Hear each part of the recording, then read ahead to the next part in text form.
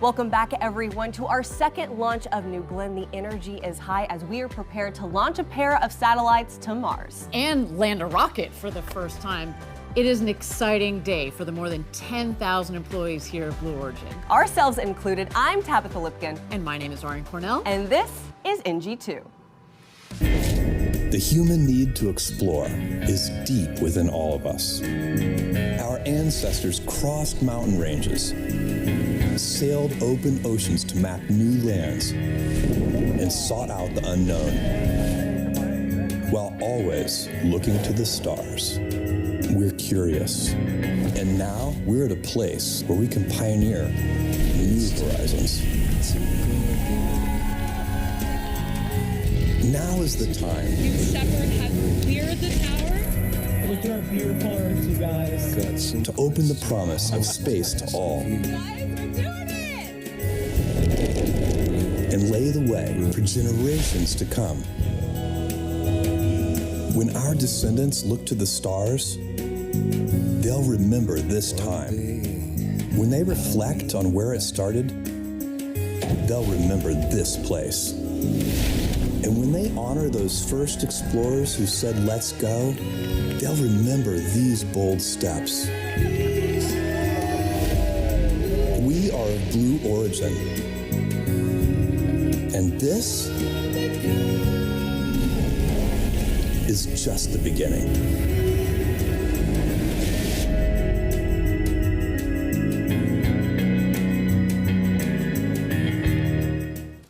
Hey friends, once again, I'm Tabitha Lipkin with Ariane Cornell. Now, Sunday, we had to scrub due to weather, but today we are back with you and ready to see New Glenn take to the skies. Yes, Tabitha. So today's launch window is going to open at 2:57 p.m. Eastern Time and conclude about 90 minutes later, plus or minus, at 4:25 p.m. Now, right now, let's take you out to a live look at New Glenn on the pad at Launch Complex 36. Oh, rocket's looking beautiful. Stunning. Beautiful day to launch. A little bit different than our weather on Sunday when we tried. Now, for today's launch, NG-2, we have two goals, two objectives. First is to safely deploy the payload, which is NASA's ESCAPADE, which is heading out on a mission to Mars. And the second is to land the booster for the first time. Now, if we don't land the booster, that's okay. We have several vehicles already in production right behind us.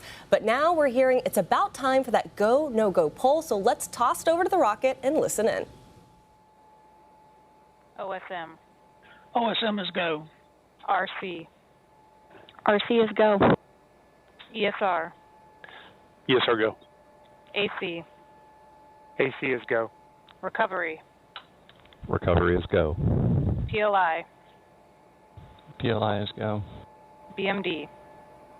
BMD is go. GC, LC1, LC2, initiate final configurations for terminal count. Report when ready for pre-terminal count gate checks. GC cut. LC2 copies. LC1 copy.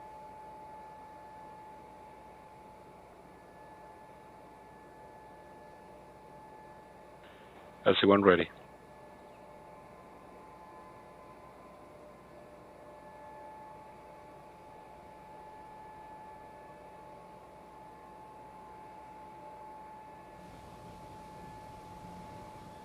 All right, you heard it there. We are go for terminal count. You heard Launch Director Megan Lewis, and she's been a great asset, of course, to our team. And I know we are all so excited in these final moments. So let's bring in our third member of our Blue Origin team, Eddie Seyfert. Eddie, you were standing by with employees here at Rocket Park. What's the vibe? Oh, well, yeah, I can already hear what the vibe is at that viewing party. Hey, Tabitha, hey, Ariane, we're so here. We're so happy to be here.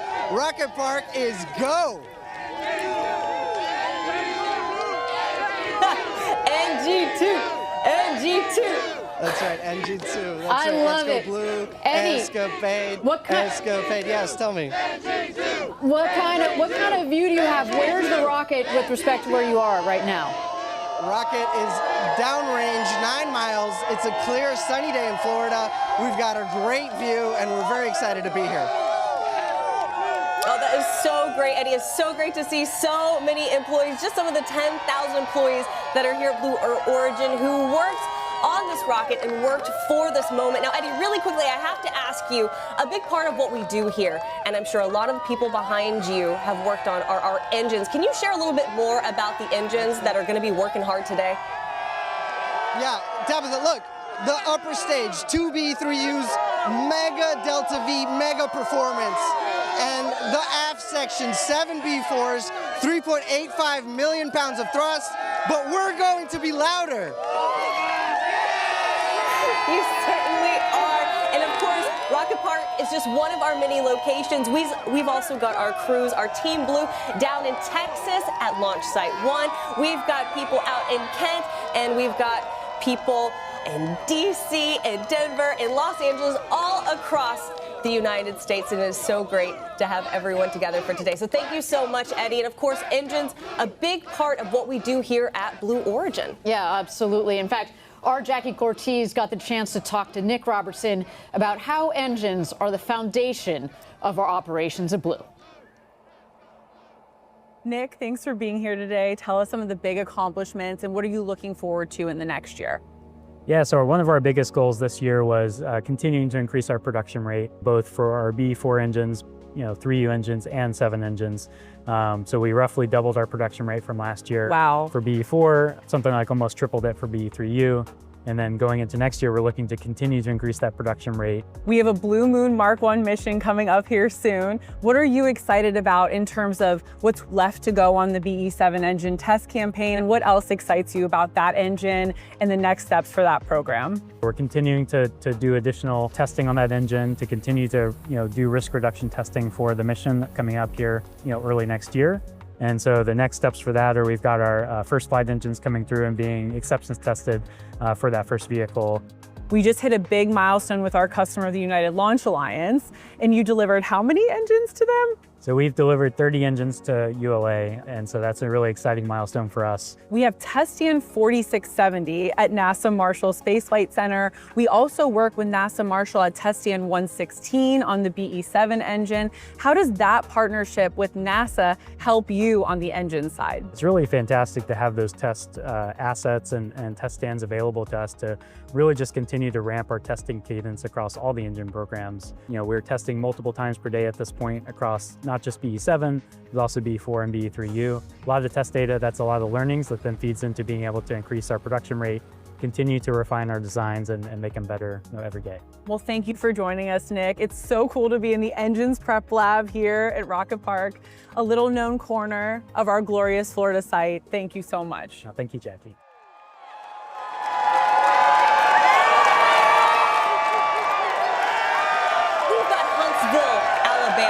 We've got Kent, Washington. We've got Van Horn, Texas. And of course, we have Rocket Park, Florida. We are also ready to see NG-2 take to the skies.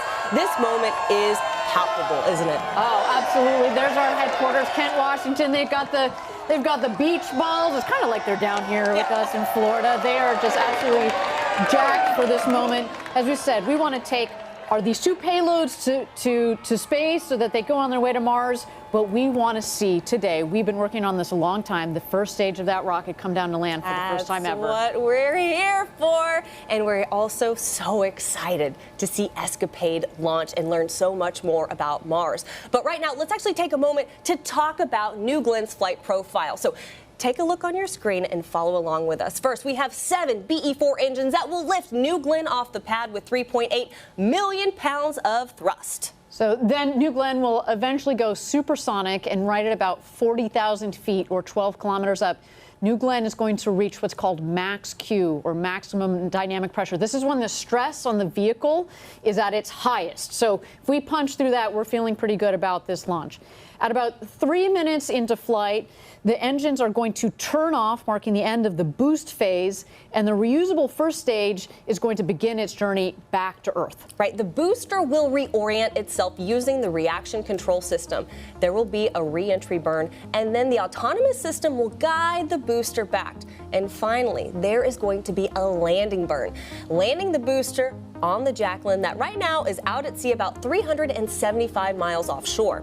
So that's the first stage, but separately, we've got the second stage that has separated, obviously, from the booster. At that point, the two BE-3Us, Blue Engine 3U, U for upper stage engines, are going to propel the payload into orbit at about 400,000 feet or 120 kilometers up. The fairings, it's kind of like the shroud on the top of the rocket that's protecting the payloads, they're going to jettison off. They're going to fall off.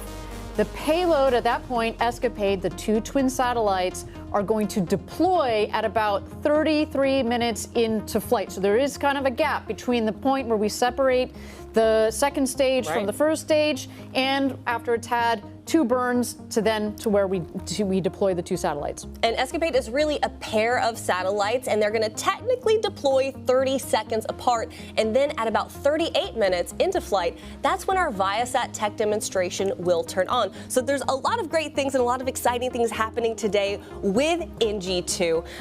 There it is on the pad, the booster, so appropriately named, Never Tell Me the Odds. And Ariane, earlier, I kind of misspoke. I said we're ready for terminal count. I'm ready for terminal count. You're so excited. You're like, let's fast forward here. The energy is so good. That is coming up shortly at about the T-4 minute mark. But right now, we're at L-8 minutes and 45 seconds. And we know we have a lot of people who are looking to the skies today. And this is obviously one of my favorite parts of a rocket launch. It's actually watching the rocket launch. So let's dive into where you can see New Glenn across the skies. We've got a cool graphic that kind of explains where you'll be able to see it across the American Southeast. So within about 60 seconds of launch, New Glenn is going to be visible across all of the Space Coast. Oh, and then within a minute and a half, NG-2 will be visible as far inland as Orlando. So anyone who's at any theme parks is going to be like, oh! There she goes. Yeah, that's right. So then within about 2 minutes, people on the west coast of Florida will be able to see our launch. And then right around 2.5 minutes, our friends in Georgia will be able to get a peek of NG-2. And then 3 minutes in, viewers as far north as South Carolina is going to be able to make out our rocket. By the 4-minute mark, people in both southeast Alabama and southern North Carolina will be able to see NG-2 in full view. And people who are really excited to see that, of course, are the people here at Rocket Park, our very own Eddie Seifert. He's out with our crew. They're pumped, they're hyped. They have the best view of the launch pad right here in Rocket Park. Eddie, I gotta know, what are people saying right now? How is it feeling out there? Well, there's two overall messages, Ariane, Tabitha. Number one, we're proud of the work we've done. Number two, this team here is grateful. They're grateful that we've been able to work here, that we've been able to work on this mission, that our families and our friends support us on this mission. And we're just excited to launch a rocket today, to get to Mars, and then to land GS1. And Eddie, you know, your nickname is Engine Eddie. Yep. Not a lot of people know. He actually helped lead the test stand for the BE-4 engine down in West Texas. You want to talk a little bit about those beautiful BE-4s that are going to be doing the ascent, but also the descent as we come in to land this booster for the first time ever? No, thank you, Ariane. A quick shout out to the folks at Launch Site 1 in West Texas at the Geek Stand, the Zeke Stand, and the Veek Stand. I really miss being out with those folks because we get to test rocket engines every day, right? So BE-4 is a medium performing version of a high performance architecture, and the teams at the test stand have been squeezing out more thrust, more performance, and so we're going to see some of that here today. For BE-3U, it actually started with our BE-3 engine that flies New Shepard. Then we upgraded it to 160,000 pounds of thrust. We actually flew it at 174,000 pounds of thrust for its first flight. And so that upgrade path is going to continue. And we're very lucky that we can test at our test stand in West Texas, at our test stand at Marshall Space Flight Test Stand 4670 in California, and that we can test like we fly so that we're fully confident going into today's mission. Awesome. Thank you, Eddie, for that. Tabitha, I'll just say it's a big day for the BE4 because not only is New Glenn launching today, 7 of these BE4s, but United Launch Alliance is our customer. They also have a launch today.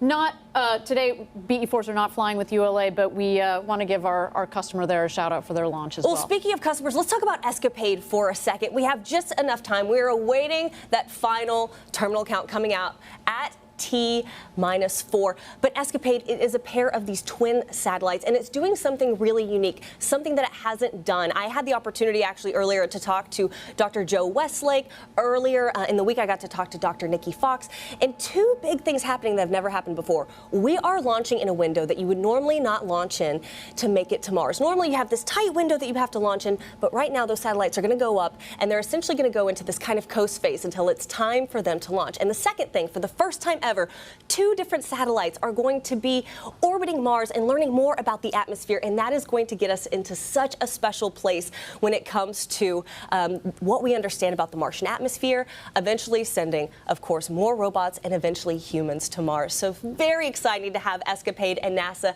be our customers today for NG-2. All right, so finally, it's that time I was so excited about, to listen in for that final go, no-go poll as we move through the final steps before launch and we inch towards terminal count. Let's listen.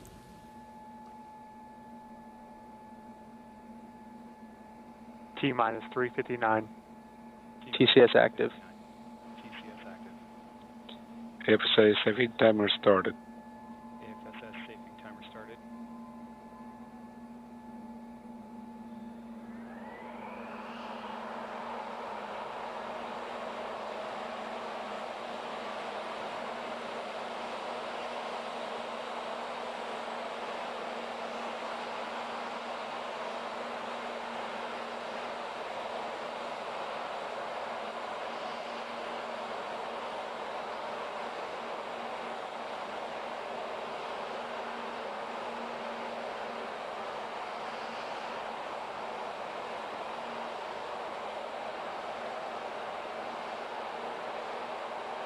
News for you.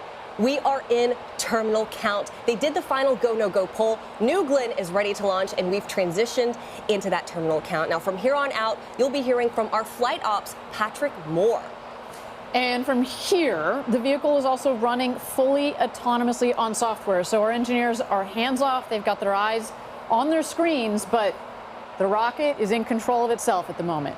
Yeah, right now they're continuing to condition the propellants on the second stage using chilled helium. You can tell the rocket is nice and cool. And this will continue for another minute or so and helps prep the liquid oxygen and liquid nitrogen that powers the BE-3Us. Oh, liquid oxygen and liquid hydrogen. Sorry, that is for the upper stage. That's right. And then also on the first stage, we've got. Oh, hold on a second. There's Kent. Hello, Kent. They're ready for a rocket launch here at T-minus 2 minutes to go to launch. One interesting thing to watch here, a couple of things. One is that the 7 engines start in a stagger start. So we've got 3 of the engines that'll start, and then the other 4 engines that start just a second later.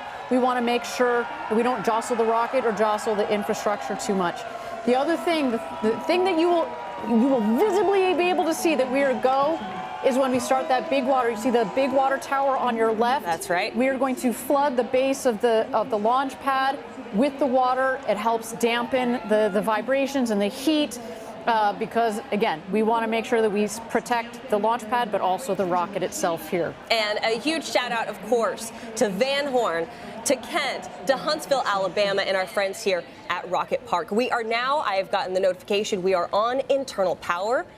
This is so exciting, Ariane. This is the moment. So that means we've transitioned from ground power to the vehicle's own internal power. We're getting really close here.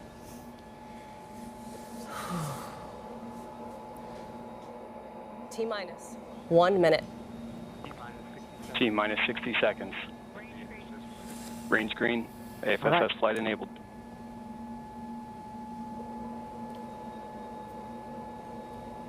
Hydraulics are started up on the forward and aft. That's right. You might start to see the engines gimbal a bit here. They're going to move back and forth, make sure they are nice and clear.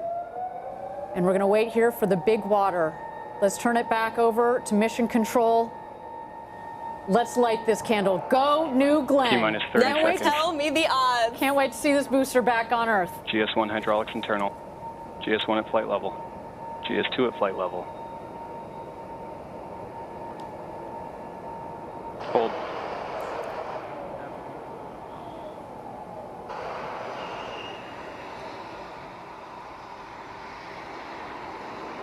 All right, as we've seen here, our team has decided to go into a hold at T-minus 20 seconds.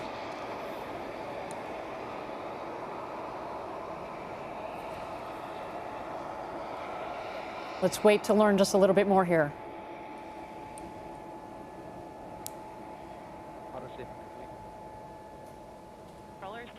Auto safing complete.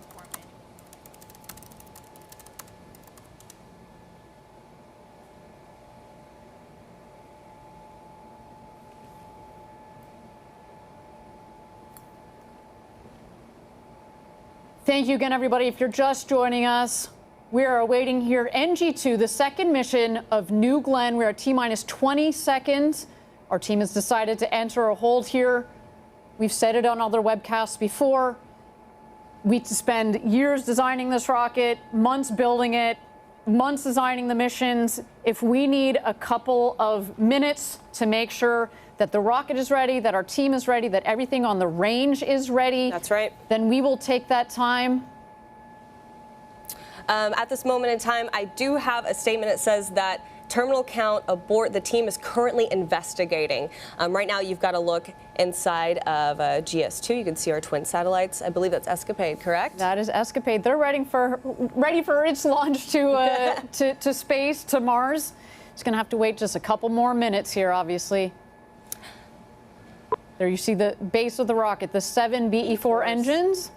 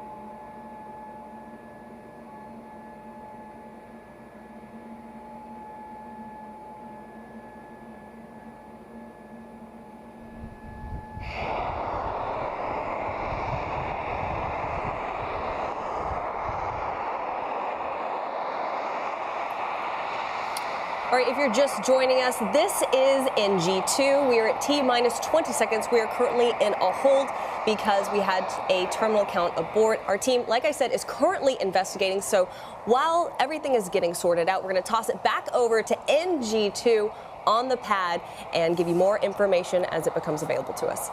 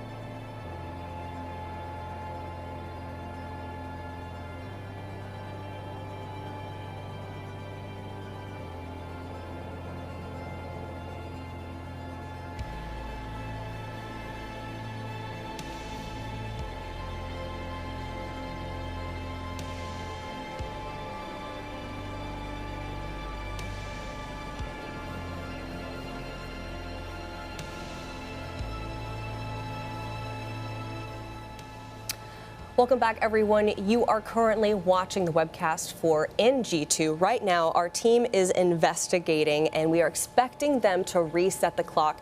But in this moment, since we have a little bit of time, Ariane, I would like to take our focus and talk a little bit more about ESCAPADE and how it's going to help scientists learn more about the atmosphere on Mars. Our friends over at NASA put together this great explainer on the importance of ESCAPADE. Let's take a look. Mars. Once a warm, watery world with a thick atmosphere.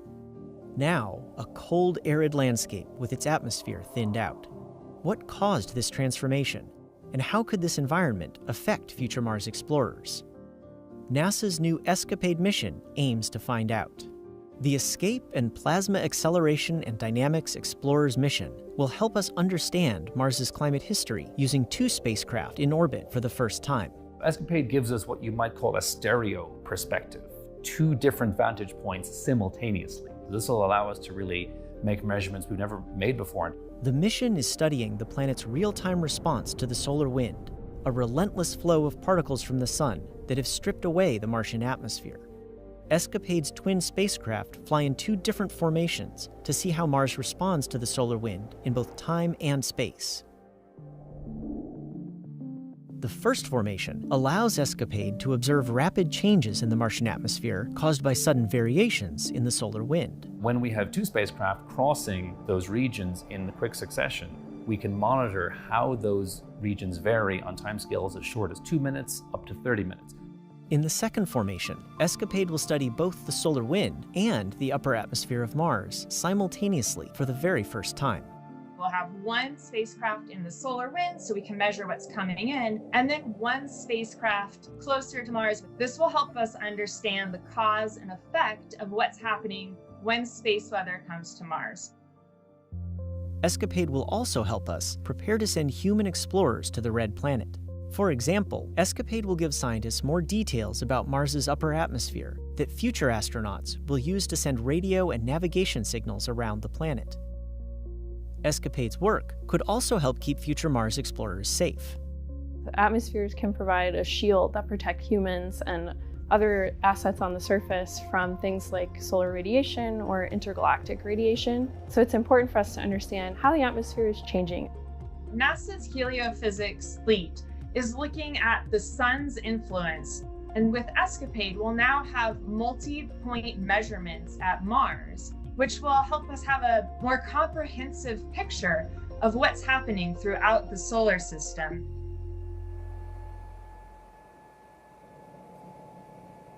Yeah, just fascinating what ESCAPADE, what these 2 satellites are going to figure out. And ironically, wouldn't it have been so cool to have these 2 satellites up there right now? Earlier this week, obviously, we had a couple of solar, some solar flares. That's right. That came off of the sun, what we call coronal mass ejections, and it has just, we had to play it extra safe for our customers because it can, essentially, if you don't do it right, it can fry the electronics on the satellites, right? So if we had launched, and we were prepared to launch, if we had launched but then put the satellites up there and then it can't deploy its solar arrays, the computers don't turn on, you can't just go up there and pick up the satellite and repair them. Like, that's why those 2 beautiful satellites called Blue and Gold, NG-2, after the UC Berkeley colors. So that is why we decided to take a little bit of time. But as I said, can you imagine what these 2 satellites would have been able to observe if they were already in, the Martian orbit? But for the future, they're going to be up there and taking plenty of data in to be able to do analyses, of course, for our friends at NASA and all of us that are helping build future missions to go to Mars, both for robotics, satellites, but also, fingers crossed, one day for humans. That's right, Ariane. So if you're just joining us right now, you are looking at New Glenn NG-2 out there on the pad. Let's take a moment, toss it back over to the rocket while our team is investigating an issue.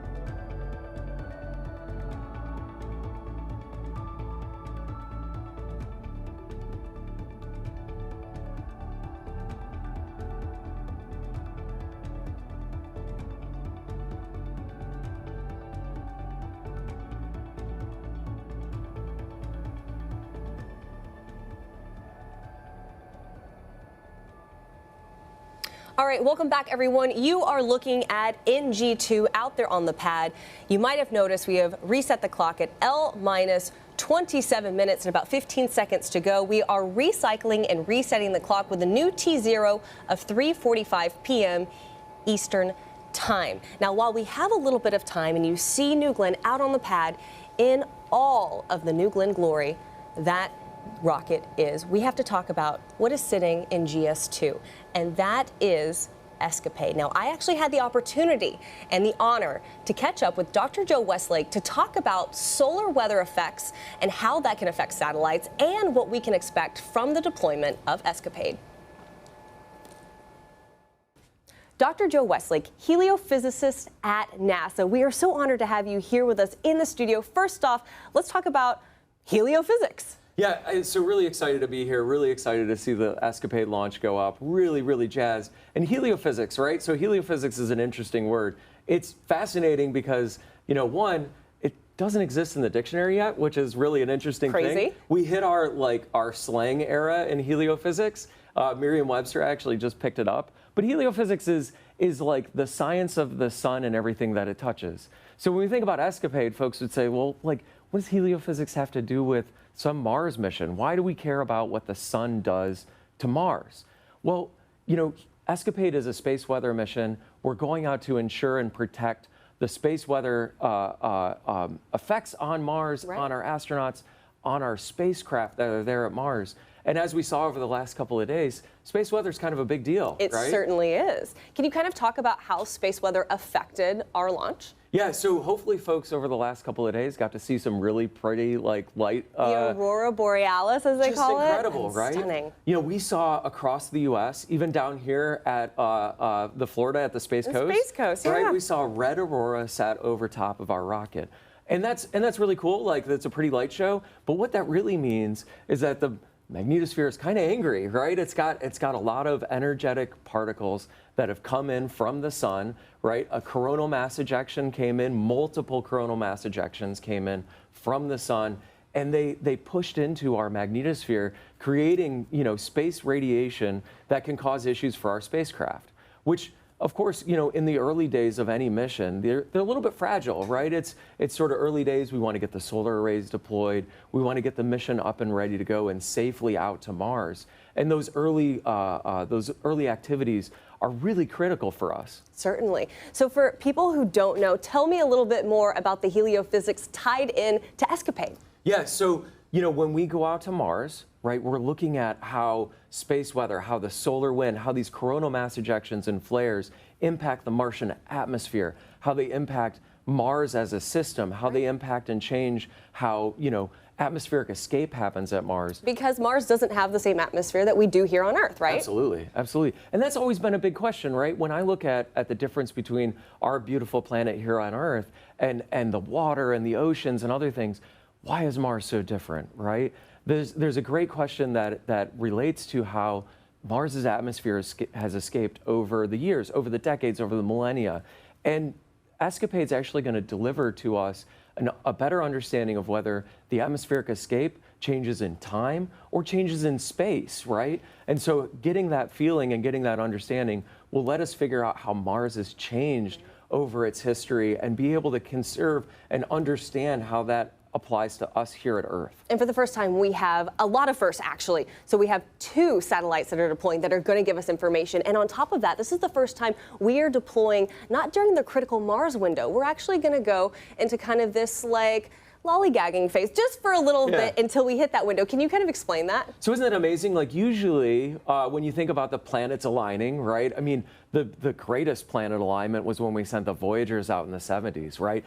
All the planets have aligned. We've gone and done the grand voyage, right? But as you go to Mars, every 2 years a window opens up where you can make the most efficient trip to Mars. And all that means is that Earth and Mars are in the right spot of the trajectory or the right spot of their travel every year to where you can actually get from one to the other. So once every 2 years, we line up and we make this, you know, it's like how many Mars missions can we get off the ground in that one window? In that little window, yeah. But one of the great things, one of the innovations that we're doing here with ESCAPADE today is we're actually going to send it outside of that window. We're going to send it outside of that window because we can put it into a very benign, safe parking orbit and let it sort of hang out, loiter, hang out near us here at Earth. So we can make some measurements about the space weather here around Earth, and we can prep for those spacecraft to then, with their own propulsion, get themselves out to Mars when that window opens. We always talk about how, you know, spacecraft are, frankly, the safest out in space, right? There aren't earthquakes or hurricanes or other things to worry about when they're out in space. And plus, we always love to have amazing data that come down from our spacecraft, almost no matter where they are. Certainly. And what's interesting is we're sitting here in 2025, but this mission is really going to take, I mean, it's 5 years when you also count all the way to when we're going to get the data that starts to come back, right? So 2025, around 2027 is when ESCAPADE will actually be at Mars, and then it starts kind of being reoriented. Is that my understanding? Yeah, we have a couple of different orbit scenarios with ESCAPADE because we have different questions, right? So one of the questions is, I want to be able to follow, have a leading following orientation of the two spacecraft, and I want to see how things are changing in time by doing that. But then we're also going to spread them out in longitude, so like east-west. And we're going to try and fly them somewhat side by side. But then we're going to ask questions that are like, okay, what's the inside the Martian atmosphere versus the outside? And there's a lot of dynamics and other things that we can do with these, you know, really two very capable spacecraft that we're sending out to Mars. And another cool thing about your job is you get to work with Dr. Nikki Fox. I was able to grab her into our webcast the other day. Yes. But today's a special day for her, right? Yeah, it's a really special day. So, you know, when we talk about having rockets and lighting candles and other things, you know, this is her birthday. So we get to light a candle today. I think it's going to be really amazing to be able to, Quite the birthday candle. Obviously, we're not going to blow it out until we get ESCAPADE up and moving, but quite the candle, and it's amazing. Well, let's send it off to Dr. Nikki Fox. Happy birthday, Dr. Fox, and go NG-2. Yeah, excellent. Go New Glenn, go ESCAPADE, and we're just so jazzed to be here. And we're so grateful to have you as a customer. Thank you so much. Thank you so much. Heliophysicist, who knew? Not in the dictionary, and he gave us so much good information, of course, on why we're affected by essentially that solar weather. So right now, you are looking at New Glenn on the pad as we await the launch of NG-2, L- about 20 minutes. But let's take it back over to our very own Eddie Seifert, who is with employees right here at Rocket Park at the best spot to watch New Glenn take to the skies. Eddie, how are things over there? Hey Tabitha, hey Ariane, we are on top of the world. That's certainly what it feels like on this momentous occasion. And you know, I changed up the view a little bit. Behind me, you see Lunar Plant 1. That's our newest building at Rocket Park. Now, Rocket Park sits on 250 acres of what used to be an orange grove. That was pre-2016. Since 2016, we've added 2.5 million square feet of production space. And our newest building, it's building the lunar landers that are going to help NASA and help Blue Origin return to the moon, this time to stay.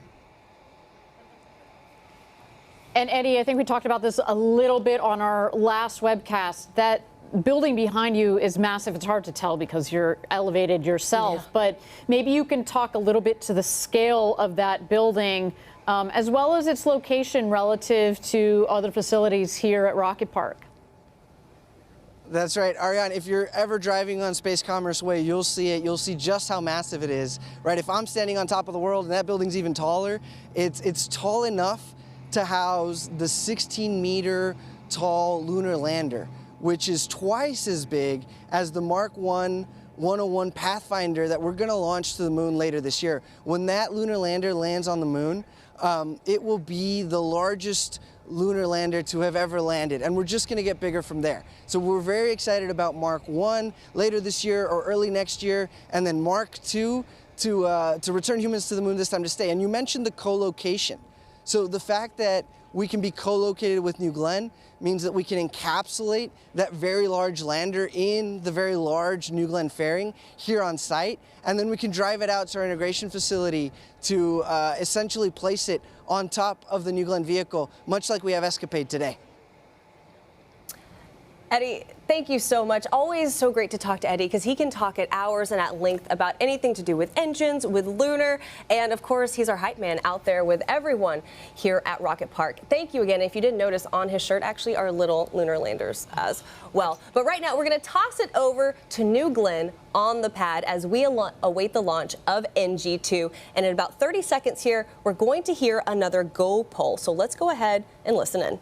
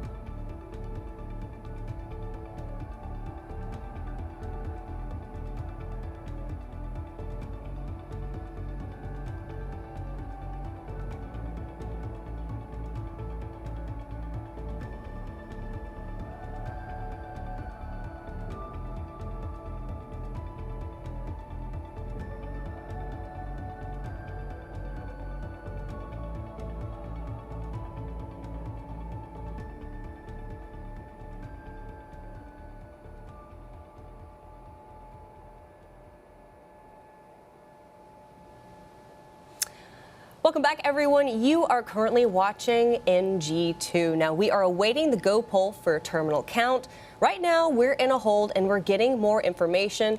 But do stay with us. Keep your eyes on that screen because New Glenn is out on the pad and looking absolutely fantastic.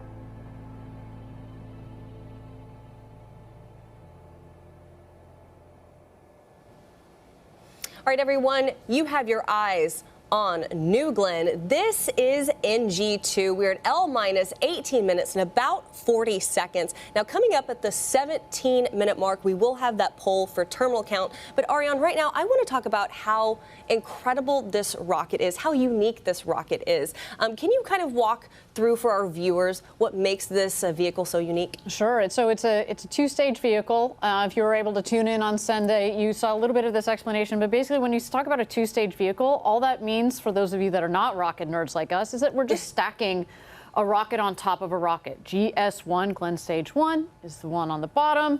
It pushes Glenn Stage 2, the rocket on the top. And then on top of Glenn Stage 2, GS2, you see that shroud in there. That's the payload fairing. In the payload fairing today are our payloads, NASA's ESCAPADE, the 2 satellites. But what makes this rocket so special? We're going to land the first stage. The first stage is reusable. And what's cool about this first stage in particular is, we've had our New Shepard program, our suborbital program. We've learned so much from that rocket program. And there's actually some interesting similarities between the two, but also some differences. Up here, you see that we've put we call them now the forward fins at the top. Those help with the directional capability. New Shepard also has those. But this one, we also have the strakes. We want to be able to essentially fly this rocket back home and relight the engines. So it's a beautiful rocket. I cannot see it do its thing this first time in just a couple of minutes here. I know, and at L-17 minutes, let's listen in for that go poll for terminal count.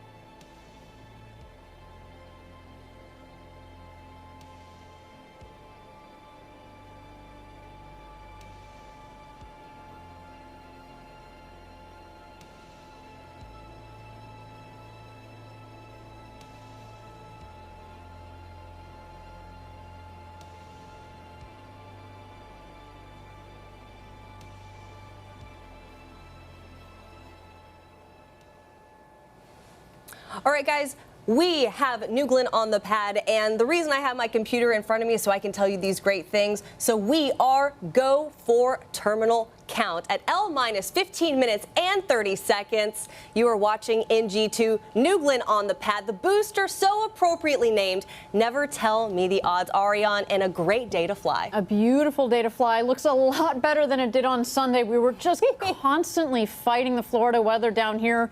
It would be sunny, and then it would be rainstorm, lightning, and then it would be sunny again. It was a lot going on, but today is a beautiful, beautiful day to fly. So as you mentioned, we're now at L-15 minutes to go from New Glenn's second launch. And Tabitha, you recently had the chance to chat with our CEO, Dave Limp, about NG-2, today's mission, and what this mission means for science and for our company. Yeah, you can see Kent right there on your screen. Hey, guys, giving you lots of love right here from the desk. Also thinking about our guys in Huntsville, Alabama, Van Horn, Texas, and of course, right here in Rocket Park. Now, when I got to talk to Dave, not only did he share his message to the more than 10,000 employees here at Blue Origin, some of which you see on your screen, but also how important NG-2 is to focus on for our customers. This is a really big moment for Blue Origin. Can you tell me how NG-2 compares to NG-1? Yeah, I think NG-1 was obviously our first mission. There was lots to learn, and we did learn a lot, and unbelievably successful in that we made our goal, which was to get to orbit. This time we're going to be a little bit more ambitious, and we want to not only get to orbit, but we have our first paying customer this time with ESCAPADE and get them off to Mars. That's the first part of our goal, and then the second part of the goal is to land the booster out on Jacklyn. And if we don't, we have more over here in the factory that we're building, but we're going to give it our best shot. Never tell me the odds is pretty fitting for this booster. We are taking our second attempt at landing it for the first time. How are you going to feel if we land it? Well, I certainly will not channel my inner C-3PO. I will be very ecstatic. I would be on pins and needles up to that point, but it would be a huge achievement for the team and for Blue. I think that we have a good chance, but if we don't, like I said, we can build more, but I will be over the moon if it happens. Now, New Glenn is obviously just one of the many systems we have here, right? We have New Shepard, we have Lunar, we have In-Space Systems. How are all of those organizations really working together to further our ultimate goals? Yeah, I think each component of what we do has a piece of trying to get millions of people to work and live in space, and they all have their individual. But as it relates to this particular mission, a huge amount of people have put work into it. Obviously, our engines team in building both the engines for the booster, the BE-4s, and the BE-3Us for the upper stage. We also have a huge amount of work by the obviously New Glenn team building this vehicle, but also New Shepard has been a pathfinder. So all our avionics astronauts fly on New Shepard first so that we can get a sense of what's going on there and get a sense what it's like to have flight-ready hardware. And so it takes a whole team, and it's a very big cross-functional effort across Blue. You know, we have more than 10,000 employees here that are very excited about this moment. I'm one of them. What is your message to those who are going to be watching our webcast and be watching NG-2 take to the skies? Well, I think everybody will be a little bit on pins and needles, I'm sure. But I would say that this is a culmination of a lot of work from a lot of teams. It's not the end point of our journey. Obviously, we have a lot more rockets to make and a lot more customers to make happy as we move forward.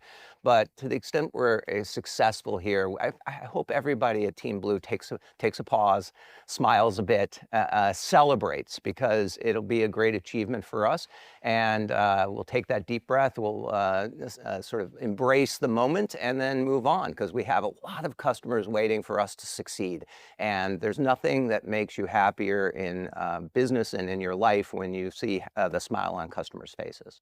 Did you ever think that you would be doing something like this in your career when you're watching your rockets launch? No? No, not in a million years. I was very happy making Fire TVs and Echoes, but it is a boyhood dream, and so to be able to have it, I kind of pinch myself every day and just amazed that I get to wake up and help this and lead this amazing team of people build incredible technology like New Glenn. I mean, and a reference to that, one of the first things they ask you when you come onto Blue Origin is, what is your first memory of space? What is your first memory of space? Yeah, I have a lot of pictures. It turned out my third, fourth, and fifth birthday, I have these old Polaroids of the cake, and they all have rockets on it. I was enamored with rockets as a kid, and never took the path where I thought I'd be running a rocket or a rocket company, but it turns out that it was very early in my life that I had a lot of love for it. And we're so grateful to have you here at the helm. Dave, thank you so much for your time. I appreciate it. Yeah.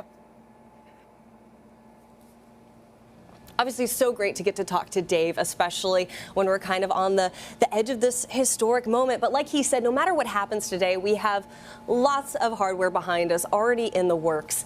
And it's a great day for Blue Origin. And we're so proud of everyone who's been a part of Team Blue up until this point. Absolutely. And you can actually see the difference even between now, today and Sunday. They're getting ready to work on, looks like this one is going to be the next forward. We've got another forward. We've got another aft over here. So we've got a lot of rockets that are coming down the line. But we're feeling pretty good about, cautiously optimistic. We know how difficult this is. I'm going to lose my mind if we land this booster today. But as we mentioned, we've got other hardware coming down the line. Yeah, and landing the booster, it's no easy undertaking. Now, our team, including myself, recently had the opportunity to spend a day at sea with our Jacklyn crew and learn more about the operation of landing and securing the booster. A live look at Jacklyn right there. Now, this is an operation and a moment that will change the course of Blue Origin history. Check it out. The Jacklyn is the landing platform vessel where New Glenn will come down, land, and we secure it and bring it back in. She's 380 foot long, 150 foot wide, and she's a self-propelled vessel. We are the recovery side of the operation. This is where GS1 is going to land, and actually that feather is a center point. We have to leave 4 days before launch. We check all our equipment, and we ensure that everything is working, everything is fully functional. We transit for 300 to 400 miles, depending on how far the landing location is. And once we get there, dynamic positioning allows the thrusters on board here will hold this in position within a range of about 10 feet. We'll have a couple small changes of Jacklyn's position. They're going to feed us new coordinates, right? So we might move 500 yards this direction, a little that way, but we're generally in the area. And right up to like 45 minutes or an hour before, that's our final position. When the booster lands, the ROV will come out. Once it's mated with the booster effectively, we'll start pumping high-pressure nitrogen into the booster, which will allow the detanking process to continue to make the booster inert and safe for us to operate around. These are the transit stands. These are what we actually use to secure GS1 to the deck.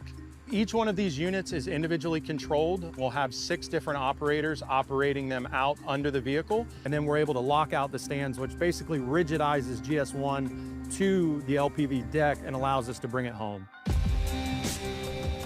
The complexity of what we do out here is pretty important because we operate in such an isolated environment. We're hundreds of miles offshore. We're reliant on satellite communication. The one thing about working on the ocean and in the elements, we fight it. It never wants to work with you. The best you can do is just get along with it. I hope people understand how important reusability is to this program. Us being out here and allowing us to retrieve these vehicles and bring back and reuse them, we reduce the cost, we reduce pollution. My favorite part of being Team Blue is how everybody works together as a very cohesive group. This is really, really rewarding just to kind of see everyone marching together towards one successful landing operation.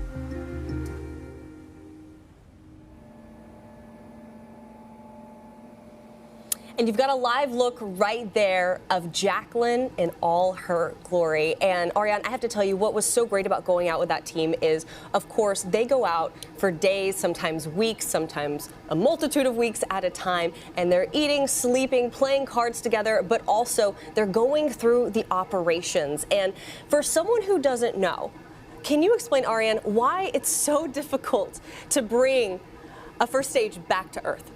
Well, let me just start with the basics.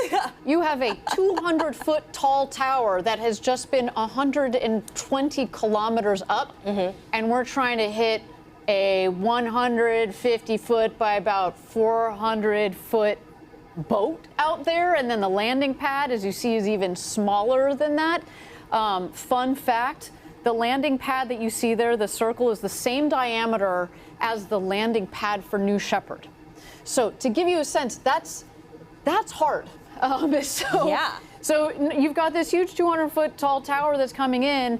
We're going to slow it down with first a reentry burn, then we're going to do another burn to slow it down, and then we're just, with 3 engines, then shut it down to just 1 engine. That's right. And we do have throttling capability on the first stage, and it'll come in for a nice soft landing, because if you think about it, it was full of fuel on the way up. When it comes down, it's essentially an empty fuel tank. So while it is heavy and very tall here, there's those engines right there. There are the 7 BE4 engines, and the center engine is the one that's going to be doing all the hard work as it comes in just in the last seconds there. And so you don't need as much power. We can pull back on the power for a nice soft landing. And when we do, it will be an extraordinary day. But we've talked about it. This is just the beginning. It really is. We will bring this rocket back, we'll refurbish it, we'll examine it. We've got all sorts of thoughts on what we're going to need to do to refurbish the vehicle. But our whole game plan, launch, land, repeat, is to be able to flip this rocket around and fly it again very shortly here. I should say with New Shepard, we landed the first time in November of 2015. And here we are 10 years later. And here we are, well, 10 years later, yeah, but it only took us about 2 months to flip around the first rocket that had ever gone to space and back. So we've got kind of same time scales that we're thinking here. It's not going to, we want to go fast on this. And if you're taking a look at your screen, you see New Glenn on the pad, and on the upper right-hand corner, you see L minus 4 minutes and about 6 seconds. That's going to change to a T minus any moment, and that is really when the vehicle itself is starting to run on its own. We're going to start being able to hear our mission ops, Patrick Moore. AFSS timer enabled.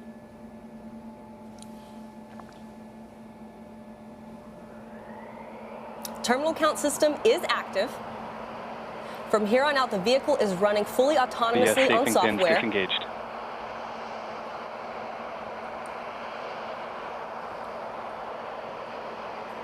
T minus 330. Rapid retract armed. Magic charge initiated.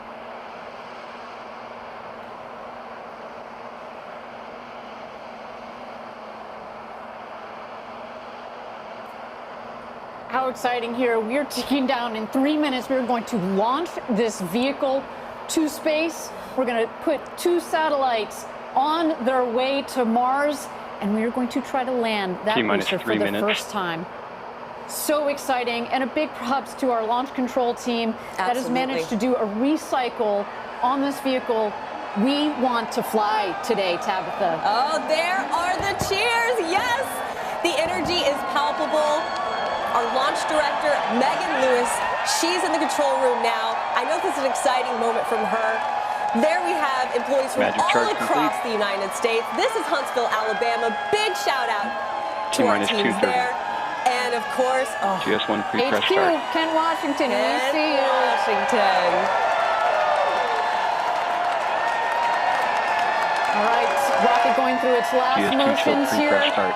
making sure the tanks are pressurized to their proper flight levels. That's right.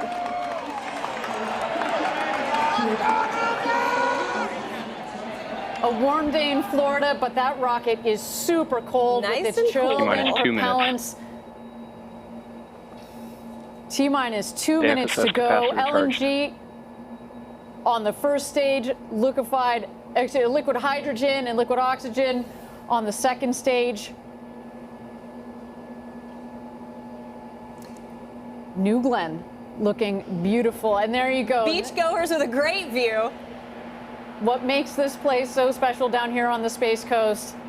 A day on the beach, but you can sit there T-minus because our pad 130. is so far south.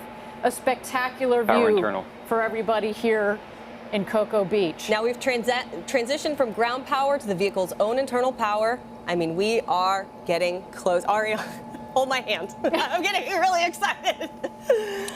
There are those BE4s, 7 of them, ready to take New Glenn. 3.85 million pounds of thrust T-minus combined 60 seconds. in just 60 Range seconds green, here, as AFSS mentioned flight before. enabled. We will light 4 of the engines, then 3 of the engines, just about a second or 2 off for a staggered start. You'll see the big water deluge, and that's when you know that it's game on.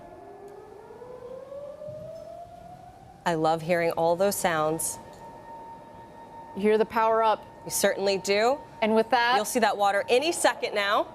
Let's T-minus turn it 30 over to seconds. launch control. Let's go, New Glenn. GS1 hydraulics internal. Never tell me GS1 the at flight odds. level. GS2 at flight level.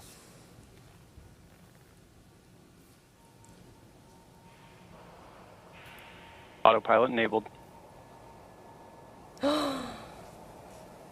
T-minus 10, 9, 8, 7, 6, 5, 4, 3, 2, 1. Lift up, detected. Close motion.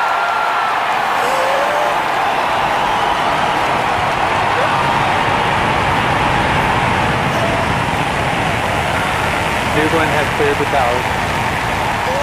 New Glenn has cleared the tower! Go, baby, go! Pushing 7 good engines. 30 seconds into flight. Engine operating parameters continue to look good at full thrust. Body weight response to normal. 40 seconds in. End of roll strakes now level. 50 seconds into flight. Continue to see good engine operating parameters. All set for A clean burn. We're coming up here on max Q, maximum Now passing dynamic 1 minute pressure. in This flight. is the hardest point on the vehicle when it comes to Body the weight response pressures and continue the to look good speed. during ascent. We want to see Engine this operating rocket parameters punch continue to look through good. that max Q. Seeing Let's good stand TDC by. control, good MR control. 1 minute, 15 seconds in.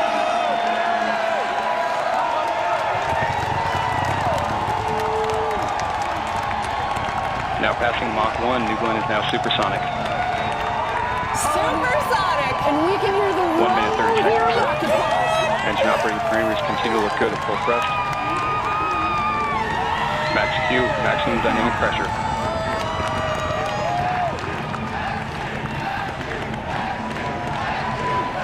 One minute, 45 seconds in. All 7 V4 engines continue to look good. Body rate's nominal. Seeing good control on MR and TDC. Acceleration profile nominal. Now passing 2 minutes into flight. BE4s, unreal.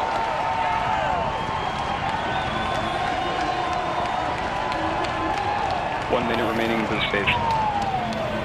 All right, 1 minute remaining in boost phase. You heard our team say Then we'll hit MECO, main engine cutoff. That's going to lead to a sequence of events. We will separate the first stage from the second, and that's when the first stage is going to begin its journey back home. We're going to see if we can land the booster separately. Of course, we will get the second stage off and going with the NASA ESCAPADE satellites on board on their way to Mars. Trajectory continues to look good, seeing good data quality coming down from the vehicle. Body rate response Great to hear that. Good data quality. All 7 engines continue Looking to look nominal. Next up, MECO, which is main engine cutoff.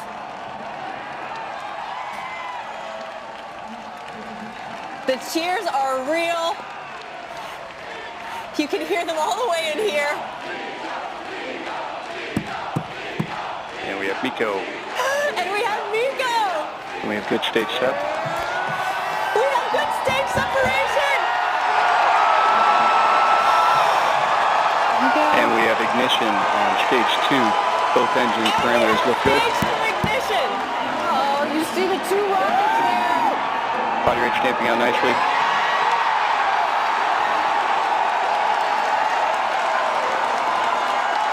Both B3U engines look good at the high thrust set point. Body rate responses look good. 3 minutes, 43 seconds into flight. Great shot. Look at that view.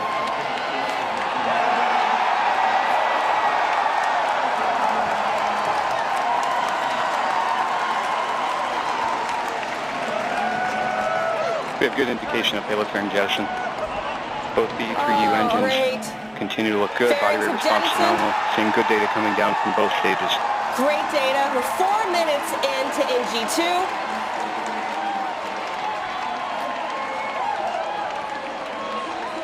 And you saw the spectacular view look good.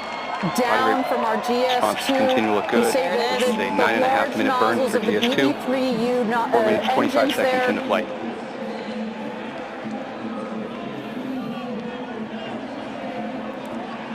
Wow. All right, at 9 minutes is when we're expecting the first stage to touch down on Jacklyn.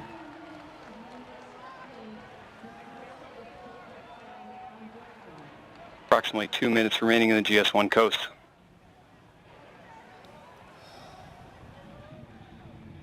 Thank you again, everybody, for joining us for NG-2. So far, a nominal mission. GS2 is now 320 kilometers downrange, traveling at 2.8 kilometers per second.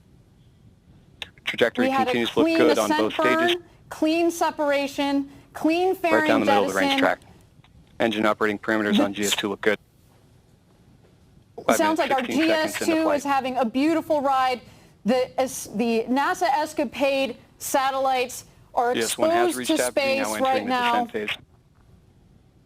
And we've got GS1 coming down for landing GS2 body at rate's T nominal. plus 9 minutes.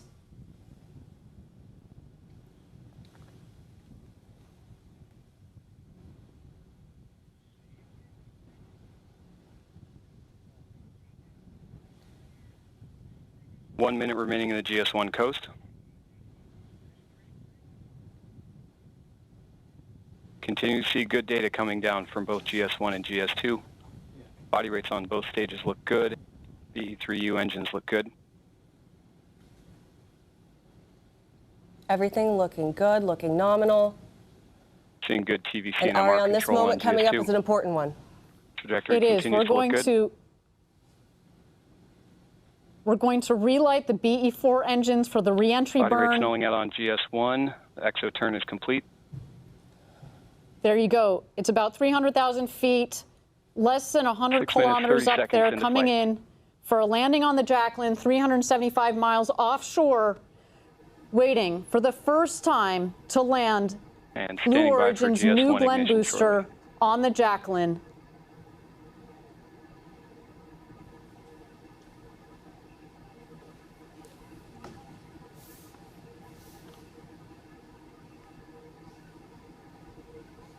Continue to see body rates on GS1. That looks great. We have our booster re-entry burn. All 3 engines.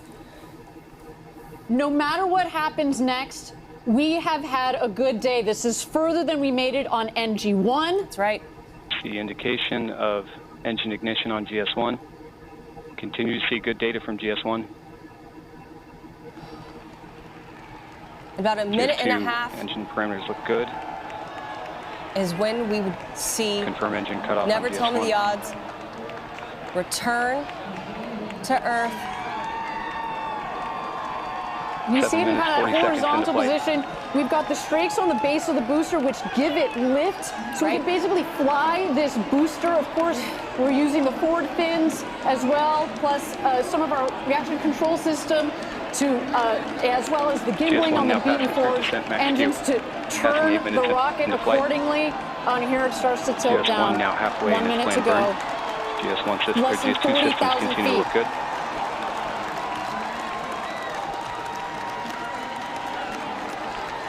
GS2 throttle down complete.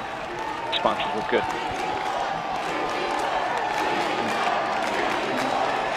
Eight minutes, 20 seconds in flight.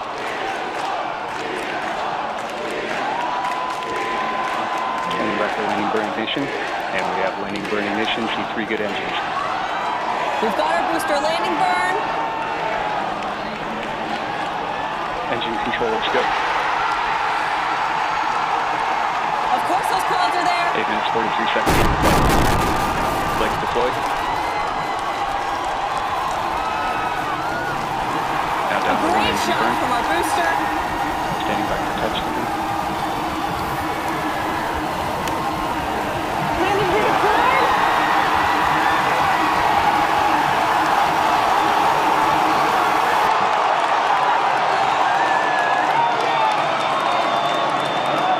Standing by for touchdown. Touchdown to the party.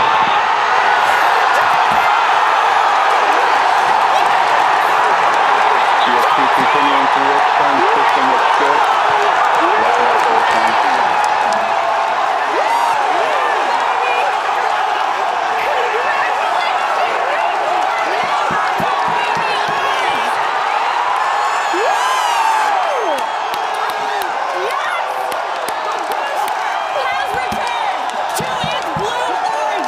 GS2 systems continue to operate well, just continuing to its planned burn.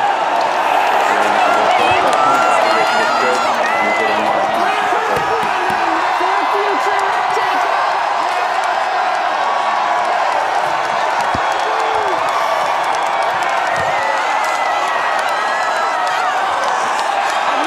GS2 trajectory is now right down the middle of the range track.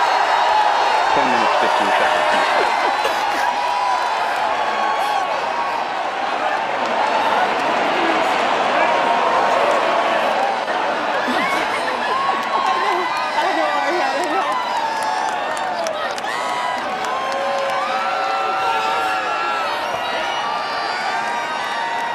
Congratulations, Team Blue. You did it. Now passing 10 minutes, 40 seconds into flight. GS2 trajectory continues to look good. Body rate's phenomenal. Tank pressures look good. Engine operating parameters look good.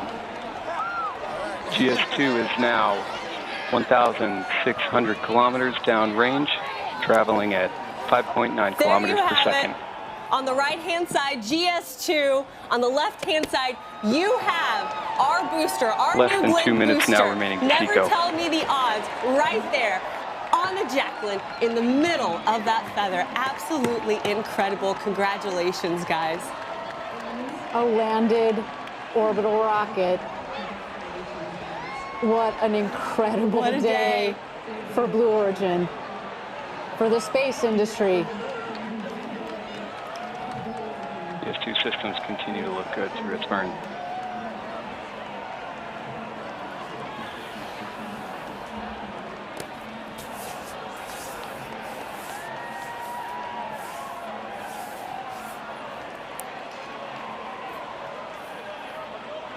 I'm speechless, which is rare for me.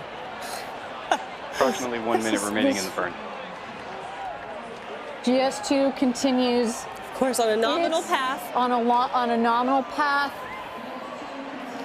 I need a second to catch my breath. GS2 body rates remain stable. I think I heard my hand banging on the table too much. This is Control on incredible. TVC and MR. Tank pressures are nominal. Throttle pressures are stable. Oh, I'm getting word they're going to replay the landing. That's something so good, you got to watch it twice. Give it back to us. 12 minutes, 30 seconds in the flight. Look at that.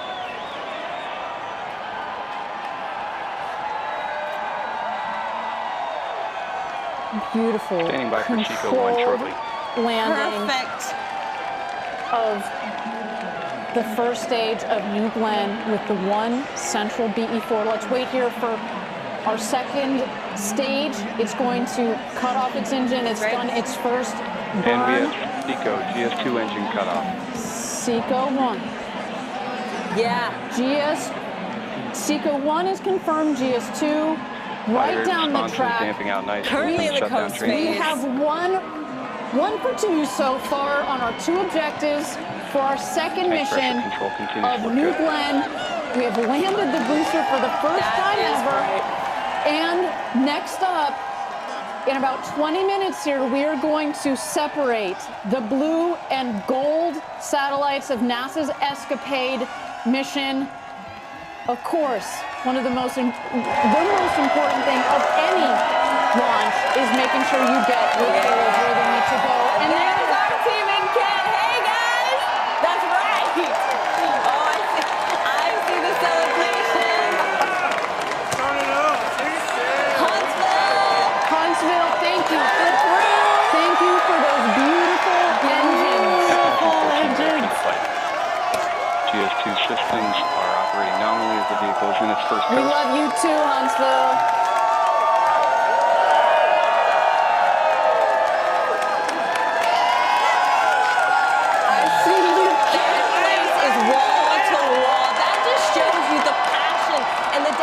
Of every single person that works here at Blue Origin. And Eddie, you're with our friends here at Rocket Park. Hey, give it to us. What's going on? Next stop, This time in flight, GS2 is now 3,020 kilometers downrange, traveling 7.9 Guys, kilometers per what a second. day, what a momentous occasion, an incredible opportunity to witness live.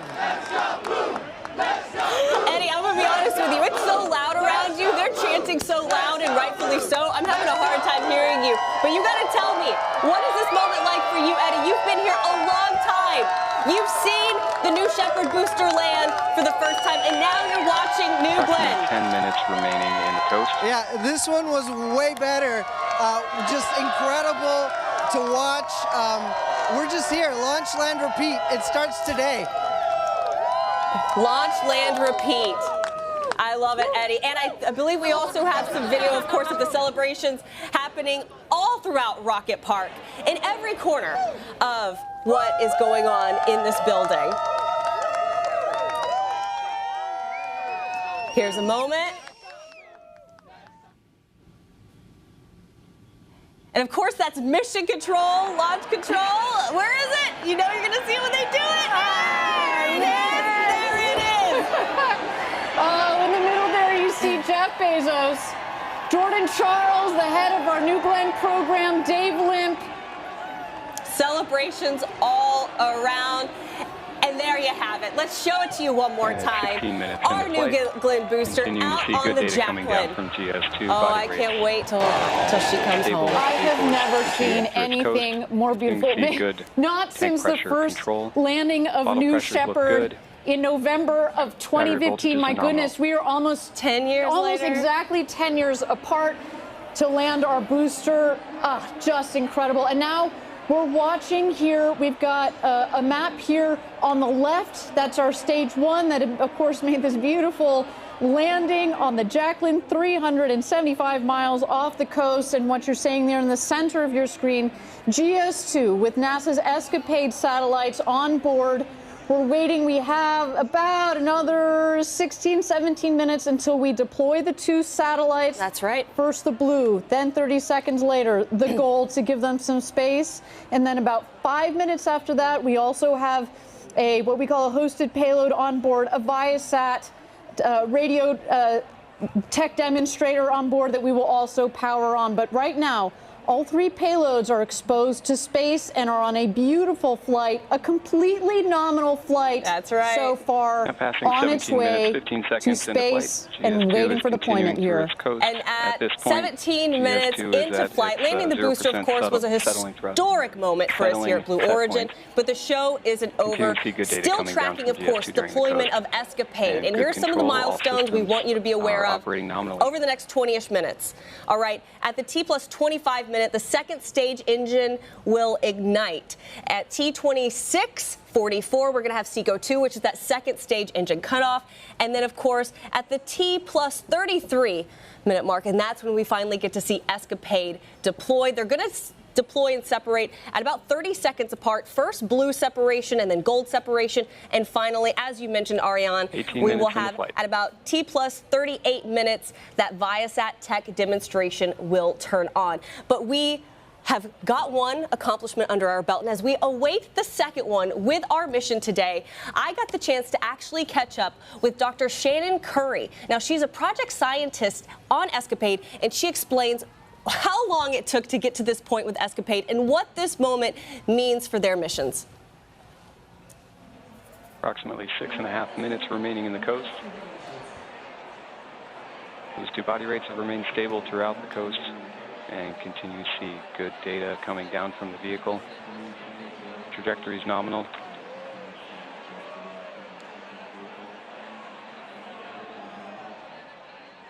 Shannon, can you kind of explain how ESCAPADE really encapsulates the past, the present, and the future?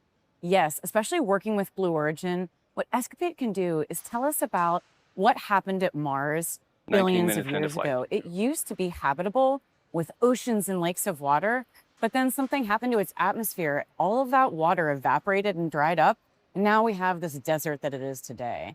And that brings us to today, which is that if we understand Mars's atmosphere and what it's doing, we can help protect future assets, especially not just robots landing on the surface, knowing how they enter that atmosphere safely, but it's not an if, it's a when humans actually go to Mars, and that brings us to our future. And so ESCAPADE, working with a company like Blue Origin, is going to change how we get to Mars and how we protect our assets there, our robots and our crewed flight. What is the most exciting part about being a part of this project for you? So the thing I'm the most excited about is that this is going to change how we go to Mars. So we've never done a mission like this at NASA or really in any other part of the world. And using all of these commercial sectors where we're pushing the envelope and we're doing incredible kinds of technology to get low cost, high risk science and get our taxpayers the best bang for their buck, you can't beat that. So can you dive in a little more and explain how both commercial and academic Now just partnerships past 20 lead minutes to into something flight, like less ESCAPADE? than 5 minutes Absolutely. remaining in the coast. The GS2 academic systems environment continue means you just get to think operate for a nominally throughout living. the coast You get period. to think of these ideas, and this is where the theory comes in. But then the commercial partnerships, these are the experiments. And we are now these are the seeing people tank who make pressures it happen. increasing They in make all of preparation our for the next burn. dreams in academia, all of our dreams at And good system universities response. happen. And NASA then enables that. So you have this like perfect 3 points of this like pyramid to do incredible and great things at places like Mars. How long has this project been underway? I mean, when did the first idea for ESCAPADE come about, bringing it to today? Rob and I started thinking about this mission back in 2016 and 2017, and it took years of planning and years of iteration until we found the right Now just past partners, 21 minutes we into found the flight. right Data quality spacecraft, coming we down found from the the right vehicle rocket, continues to look and good. here we are today. So we are coming up on 10 years in the making to make this Body happen. rates So 10 years in the continue making to get us to remain the point stable of throughout launch. the And coast. then once it launches, you have another, let's see, we're in 2025, 2026, 2027, 2028, 2029, another 5-ish years of getting the Tank data pressures are before continuing you to get the increase data as and then expected in processing that. preparation for the 5 years of science to me sounds like heaven. So I think for some folks, waiting is hard. But for the science team, we are ecstatic. We will take every single bit of data that we can get. And again, with working with our partners, being able to get all of that data and enabling this incredible opportunity to explore not just Mars, but actually the entire trajectory there, that's science waiting to happen. What is your message to all the collaborators who've had hands on ESCAPADE at this moment in time as you're kind of just waiting for it to deploy? To all of our collaborators, 3 minutes remaining thank to you engine from the ignition. bottom of my heart. We're so excited. We can't wait to work with you. and we're going to totally change how we do things at Mars. As we get ready for launch, my final thoughts are go Escapade, go Blue, and we're so happy to be here. And we're so grateful to have you on the team. Thank you. Thank you so much. Yeah.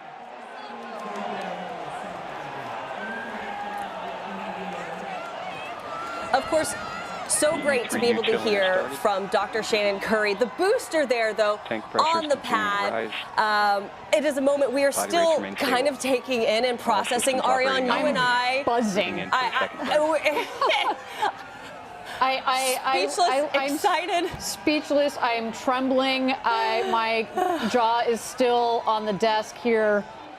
An incredible day. The star there. Right. The second booster of New Glenn. The stars, more than 10,000 employees here at Blue Origin. If you guys aren't as in shock as I am, this team has done an incredible job. Absolutely. In the years, in the months leading up to this, in the minutes. There they are. There's the team. That's Kent, Washington, our headquarters. Wall-to-wall people, by the way. To see our launch control recycle like that, to see the team flip around the rocket from a valiant attempt on Sunday, dealing with solar weather that we haven't seen in years. Working closely with our customers, especially with NASA. Thank you for your patience. And there's Huntsville, Alabama. Just an incredible, the epitome of teamwork all the way along to this moment to see New Glenn land. The odds. Under 1 minute. And if you didn't know, GS2 that is what we have named this booster. It has been 10 years, as you said, Ariane, almost to the day. Almost to the day. Since we landed the New Shepard booster, and here we are in this incredible moment. And today, you and I talked about this earlier. Today felt like the day. We walked in, and this was it. It felt right. It felt right. I'll tell you, Tabitha, I was there for the New Shepard's first landing. And it was a much different. It was a much different Blue Origin. We had a couple hundred people. There were about a dozen or so of us off this back wooden porch with the radio, listening to launch control call the shots as we saw the New Shepard rocket come down a couple miles downrange with our naked eye. Right. And you lose New Shepard over the horizon, but you saw this billow of dust, and we heard touchdown, and it was this same roar, this elation. But today, as Eddie said, it feels so similar, but it also feels so different in the sense that pressures look good.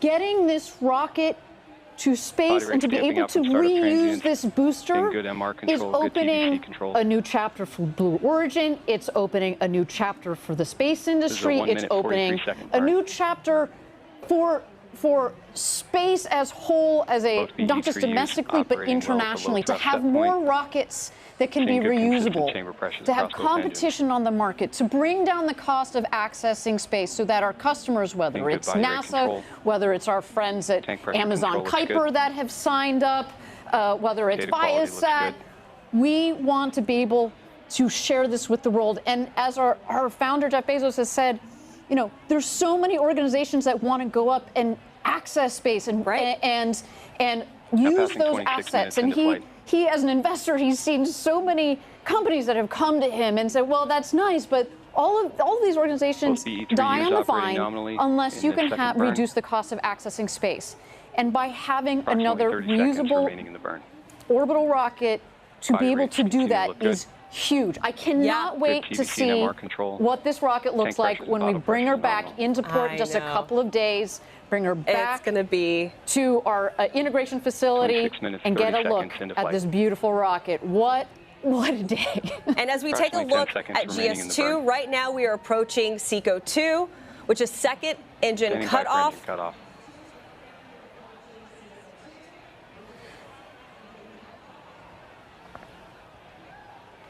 And we have SECO Seeing good shutdown Seco on is both engines. confirmed. So we have a map for you on your screen, but soon we should be back and able to communicate with our ground stations, and we would have a picture for you. Right now, we are under 10 minutes until we're able to deploy ESCAPADE.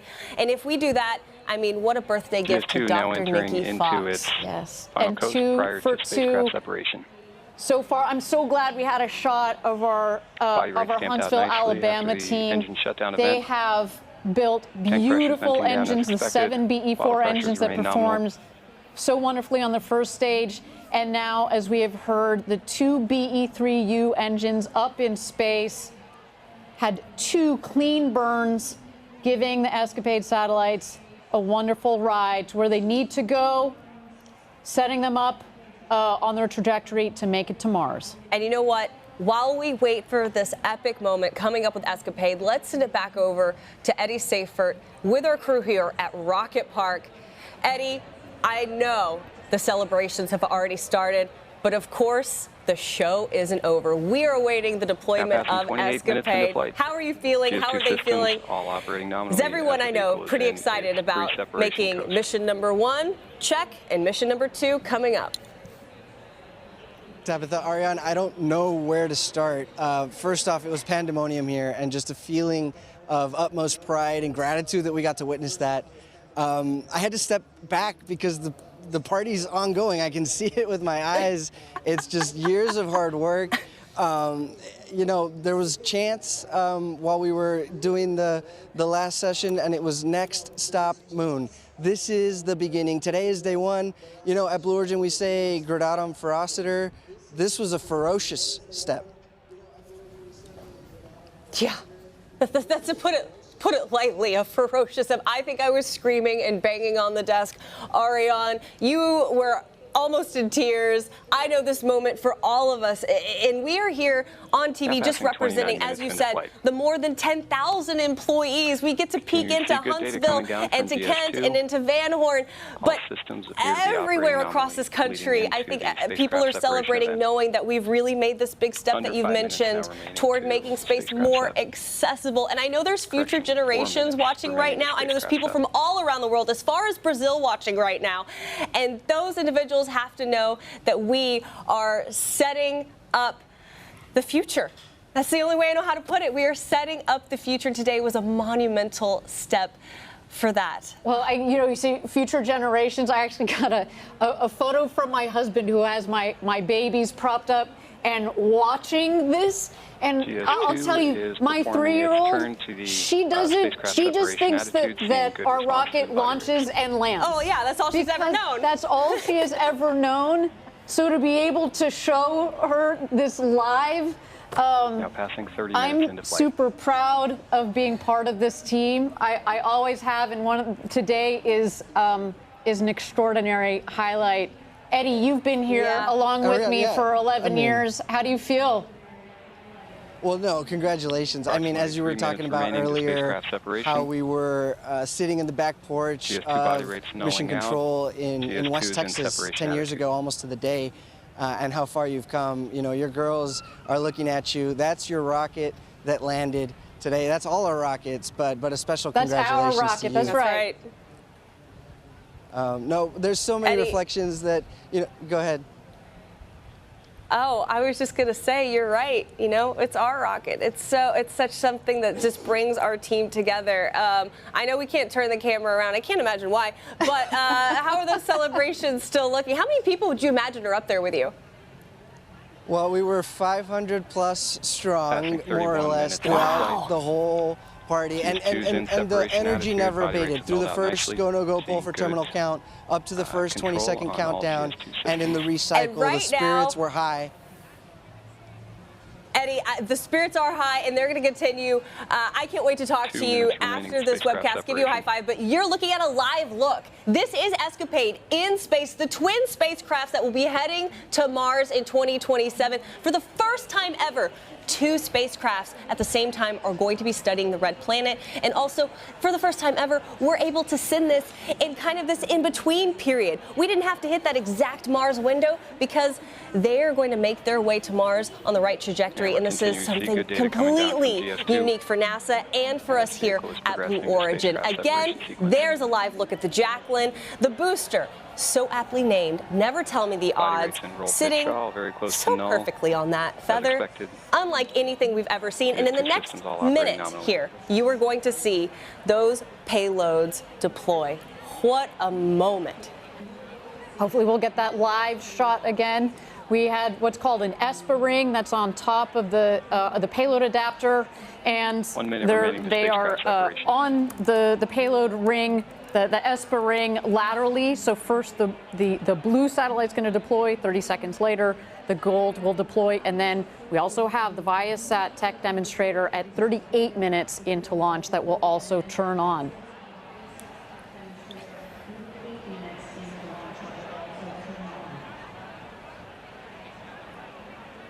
Yes, you can follow along right here on your screen.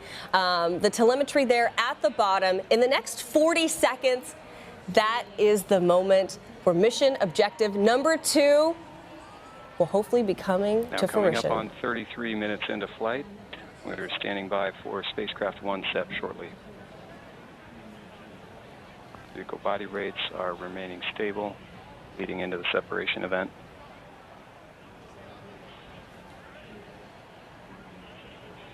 Standing by for spacecraft SEP.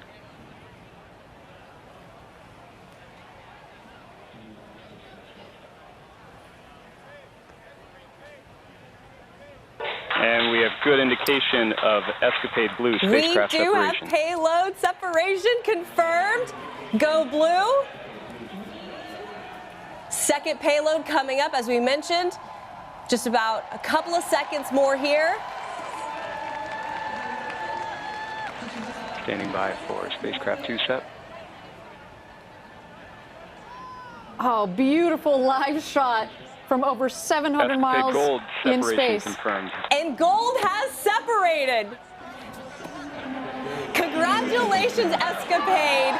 Both blue and gold have successfully deployed. We have successfully landed the booster, and we have successfully deployed both the blue and gold satellites for ESCAPADE. 2 for 2. There goes our robotic vehicle that is securing the GS1 onto the Jacklyn. That's right. Absolutely spectacular. ESCAPADE, you are headed to Mars.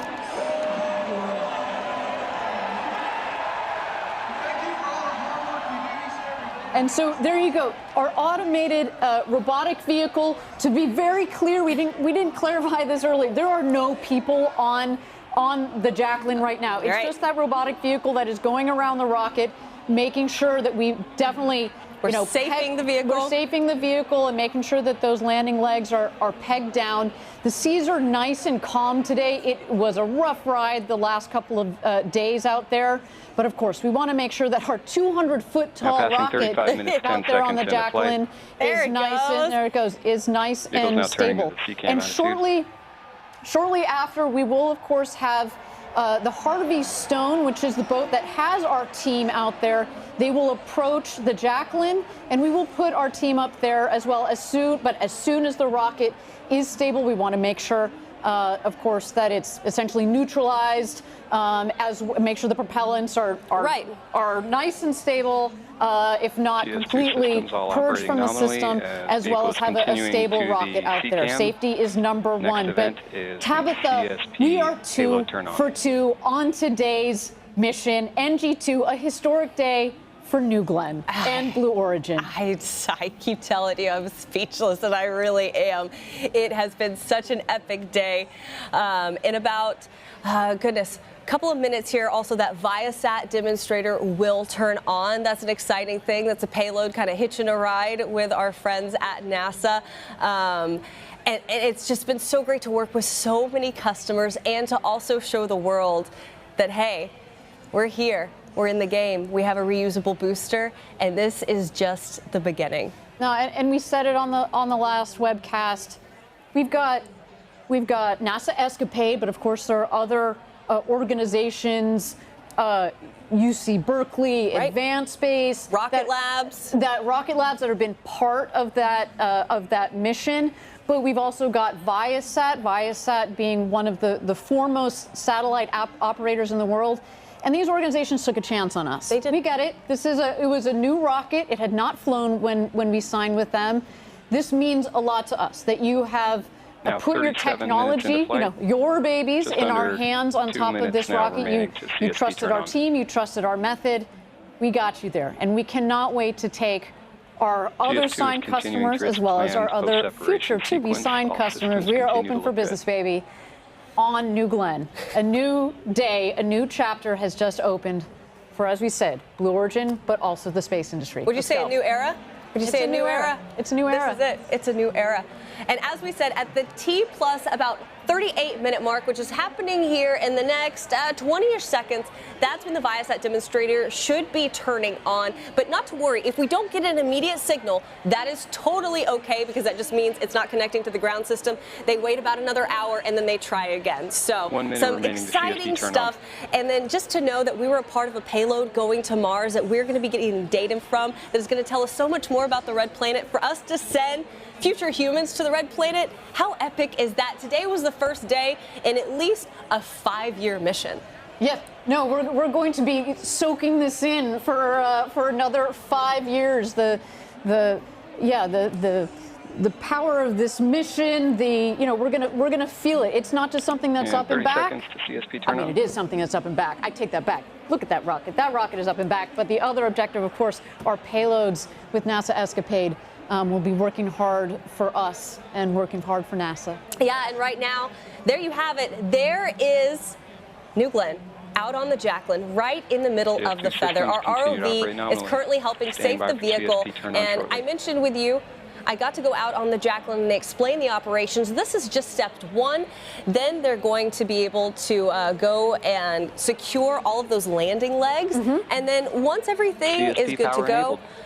a crew can come right back on the Jacklyn and get ready to bring it back here to Cape Canaveral. And I mentioned this. Oh wait, I just heard CSP has powered on, Viasat has powered on, it has made connection. That's a bonus. That's 3 for 3. 3 for 3. A great day for our customers, and that is really, really important. And you see we've talked about our robotic vehicle that is down there. Right. We mentioned it at the beginning of the webcast.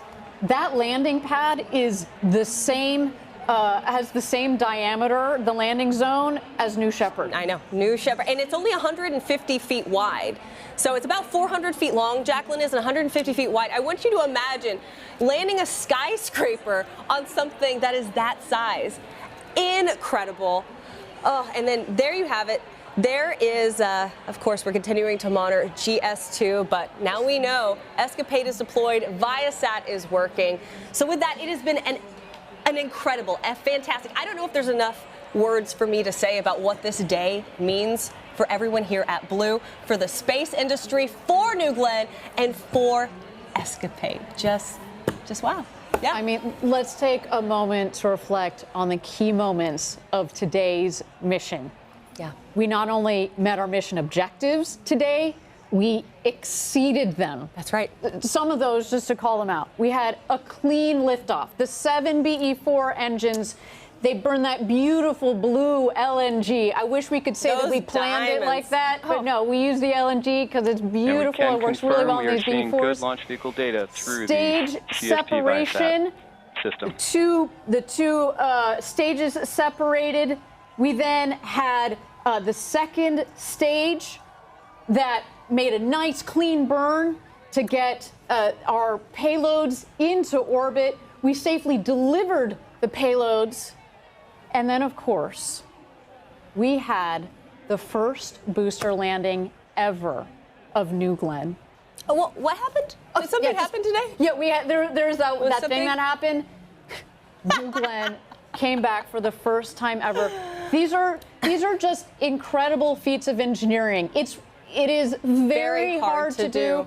I think by now we think that it's just normal. As I said, my child thinks that it's normal, but it is so difficult when you're trying to land. And now the next step The next critical step for our team here will be to get that booster back, look and see how it's performed, and of course, do the refurbishment on it, because we are going to fly that booster again. Absolutely. That was just round one. And of course, Ariane, I just have to tell you for a moment, it's been an honor to have you here on the desk with me. I mean, you have such an incredible career under your belt, being able to help walk our viewers through every important step and every important moment here. I mean, you are just the legend herself. So thank you. And I'm so grateful I got to share this moment with you, holding your hands, holding our breaths, watching the booster land. So. Thank you, Tabitha. It's been an honor, and thank you so much for being on the desk with me. This is a day that I will never forget.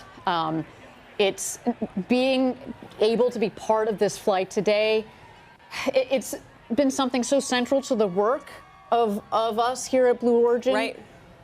For so long, not just since we landed New Shepard, but since we started this company, and to be part of this historic day. I mean, people have said, well, why have you stayed so long at Blue? Why do I stay so long at Blue? Because we're doing extraordinary things, and we have an extraordinary team.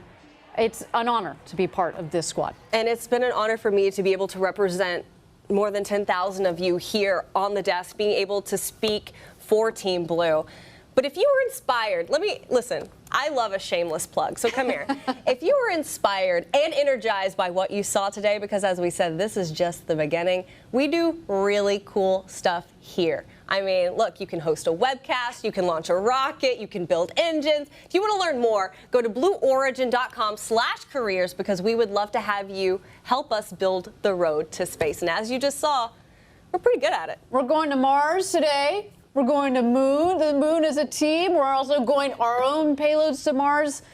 You want to build those? You said build the road to space. Come join us. But hey, maybe maybe you're not ready for that step. That's okay. You still want to help celebrate this moment.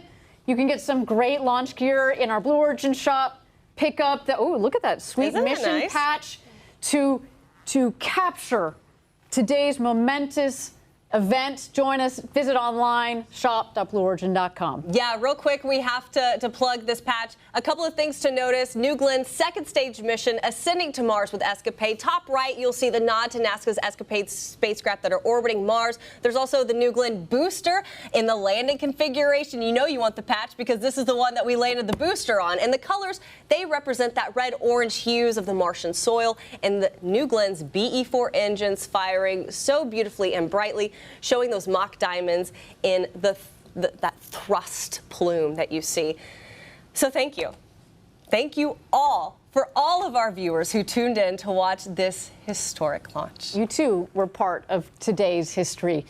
And to the many people at Blue Origin who have spent years designing this rocket, building this rocket, testing it, getting it ready for today, we want to say thank you to you. We also want to say thank you to the FAA and to the range down here in Florida for supporting us, to the state of Florida, from the governor on down. Thank you. You are part of this team as well. This is going to conclude our second mission for New Glenn. The next era of space flight at Blue Origin is upon us. It feels so good to say that. Once again, my name is Tabitha Lipkin. For myself, Ariane Cornell, Eddie Safert, and every single person here at Blue Origin, more than 10,000 employees, we want to say thank you, and we are going to see you on the next launch. Welcome to the next era for Blue Origin. Until next time, stay cool and gradatum ferociter.